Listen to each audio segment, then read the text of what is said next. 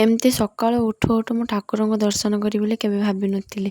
ତ hello guys, welcome back to my mini blog. ପୁଣି ଥରେ ମୋର ଛୋଟ ମିନି ବ୍ଲଗ୍କୁ ଆପଣମାନଙ୍କୁ ସ୍ୱାଗତମ୍।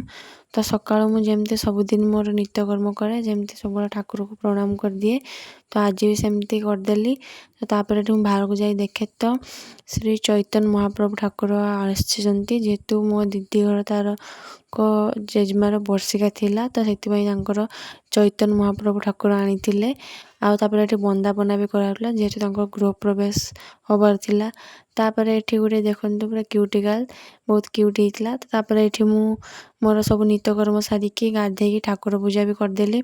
ତାପରେ ଏଠି ମୁଁ ମୋର ଯେମିତି ସବୁବେଳେ ସ୍କିନ୍ କେୟାର କରେ, ମାନେ ଯାହା ଯାହା ସବୁ ମୁହଁରେ ଲଗାଏ ତାକୁ ଲଗେଇଦେଲି। ତାପରେ ଏଠି ମୁଁ ବାହାରକୁ ଯାଇଥିଲି, ବାହାରକୁ ଯାଇକି ଟିକେ ଠାକୁରଙ୍କୁ ପ୍ରଣାମ କରିଦେଲି। ଆଉ ଏଠି ନାମ ଧରିବା ବି ଷ୍ଟାର୍ଟ ହେଇଯାଇଥିଲା। ତାପରେ ଏଠି ମୁଁ ଦ୍ୱିପହରେ ଖାଇଥିଲି ପ୍ରସାଦ। ତାପରେ ଏଠି ପୁଣି ସନ୍ଧ୍ୟାବେଳେ ଖାଇଥିଲି ଠାକୁରଙ୍କ ଭୋଗ।